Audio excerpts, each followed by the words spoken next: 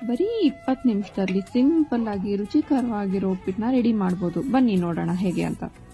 ಒಂದು ಕಡಾಯಿಗೆ 2 ಸ್ಪೂನ್ ಎಣ್ಣೆ ಹಾಕೊಂಡು ಸಾಸಿವೆ, ಜೀರಿಗೆ, ಉದ್ದಿನಬೇಳೆ, ಕಡಲೆಬೇಳೆ, ಗೋಡಂಬಿ, ಕರ್ಬೇವಿನ ಸೊಪ್ಪು, ಹಸಿಮೆಣಸಿನಕಾಯಿ, 1 ಈರುಳ್ಳಿ, ಸ್ವಲ್ಪ ಹಿಂಡಿನ ತುರಿದು ಹಾಕೋದು ರುಚಿಗೆ ತುಂಬಾ ಚೆನ್ನಾಗಿರುತ್ತೆ. ಟ್ರೈ ಮಾಡಿ ನೋಡಿ.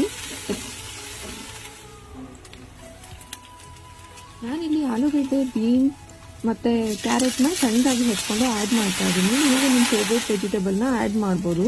ಮತ್ತೆ ರವೆ ಎಷ್ಟು ತೊಗೊಳ್ತೀವಿ ಅದರ 3ರಷ್ಟು ನೀರು ಹಾಕ್ಕೊತಾ ಇದ್ದೀನಿ. ಮತ್ತೆ ರುಚಿಗೆ ತಕ್ಕಷ್ಟು ಉಪ್ಪು.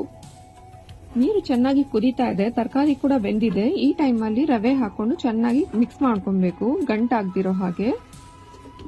ಲಿಡ್ ಕ್ಲೋಸ್ ಮಾಡಿ 5 ಮಿನಿಟ್ಸ್ ನಾನು ಸಿಮ್ಮಲ್ಲಿ ಇಡ್ತೀನಿ. ಈಗ ನೋಡಿ ಉಪ್ಪಿಟ್ಟು ರೆಡಿ ಆಗಿದೆ. ತಿನ್ನೋದಕ್ಕಂತೂ ತುಂಬಾ ರುಚಿಕರವಾಗಿರುತ್ತೆ. ಇದನ್ನ ಒಂದ್ಸಲ ಟ್ರೈ ಮಾಡಿ ನೋಡಿ.